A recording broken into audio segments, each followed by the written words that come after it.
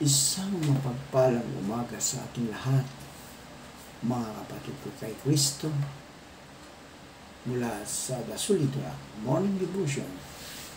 Isang kagalakan na muli tayo ay makapagbulay-bulay sa salita ng Panginoon sa umagang ito. Mga ilang minutong pagbubulay-bulay ng mga salita ng Panginoon upang papurihan at sambahin ang ating Panginoong Hesukristo. Ang ating pong pagbubulay-bulayan sa magandang umagang ito ay matatagpuan sa mga awit, Kapitulo 91, talatang 14 hanggang 16. Ito ang sinasabi. Awit 91, verses 14 to 16. Sapagkat kanyang inilagak ang kanyang pag-ibig sa akin, kaya't iniligtas ko siya. Aking ilalagay siya sa mataas, sapagkat kanyang nalalaman ang pangalan ko. No? Siya'y tatawag sa akin at sasagutin ko siya. Ako'y sa kanya,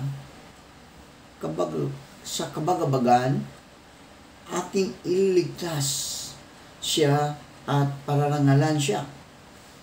Aking bubusugin siya ng mahabang buhay at ipakikita ko sa kanya ang aking pagliligtas. Pinagpala na po tayo sa pagkabasa ng mga salita ng Panginoon. Saglit po tayong manalangin. Ama naming Diyos na mapagmahal, marami pong salamat sa magandang umaga ng July 1, Panginoon. Salamat sa unang araw ng July na iyong ipinagkaloob sa amin. Naway sa buwan ng July, Panginoon, kami po ay pagpalain mo, ingatan, ilayo mo sa anumang kapahamakan. Salamat, Panginoon, dahil patuloy mo kaming iniingatan, binibigyan ng lakas. At sa araw na ito, Panginoon, patuloy kong inilalapit sa inyo ang iyong mga anak na naroon sa banig ng karamdaman. Abutin mo sila, O Diyos, at pagalingin mo upang maibalik ang kanilang mga lakas na nawala. Amin ding inilalapit sa iyo, O Diyos, ang aming mga kaibigan na magsisipasok sa kanilang mga trabaho. Ingatan mo sila, O Diyos, lalong-lalo na kung sila ay nagmumotor. Ilayo mo sila sa kapahamakan. Bagkus, proteksyonan mo sila, Panginoon. Maging ang aming mga kaibigan na mangingisda, Panginoon, na patuloy na naghahanap buhay sa laot ng karagatan. Ingatan mo sila, O Diyos. Ilayo mo sila sa anumang kapahamakan, anuman ang kanilang mararanasan sa laot. Panginoon, samahan mo sila upang ligtas sila sa anumang mga kapahamakan. Gayon din po, O Diyos, sa aming mga kaibigan na mga magsasaka. Patuloy mo po silang ingatan. Patuloy mo silang bigyan ng kalakasan, Panginoon, sa kanilang pagsaka upang marami silang maitatanim na mga pagkain katulad ng prutas, gulay, palay at iba pa. Ingatan mo sila, O Diyos. Kami ding inilalapit sa inyo, Panginoon, ang mga kaibigan namin na naghahanap ng trabaho. Ito man ay lokal o abroad. naway makasumpong sila ng magandang trabaho at tulong ng iyong banal na Espiritu upang sila o Diyos ay magkaroon ng hanap buhay. Salamat, Panginoon, sa mga katugunan sa aming mga panalangin. Sa pangalan ni Jesucristo na aming Diyos at tagapagligtas. Amen. Sigurado ka ba? Yan. Mga kapatid, mga kaibigan, sigurado ka ba? Maraming tao ang nagtatanong tungkol dito. At ito rin ang lugar na mag-isang tatahakin ng isang individual.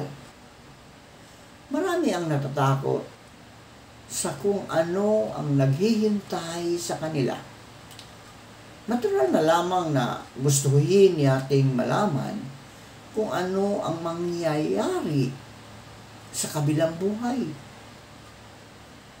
Naghahangad tayo ng katiyakan na magiging okay ang lahat. Mga kaibigan, mga kapatid kay Kristo, ang kamatayan ay hindi dapat ituring na pagpunta sa isang balon ng kawalan.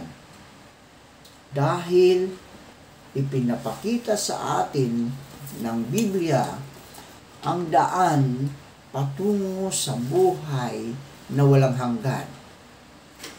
Ang Diyos lamang, mga kaibigan, ang nakakaalam kung ano talaga ang nasa kabilang buhay.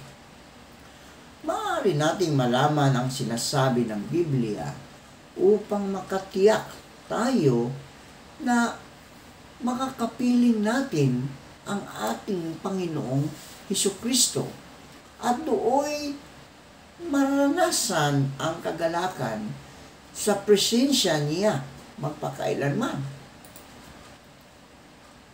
Katiyakan ng kaligtasan, mga kaibigan.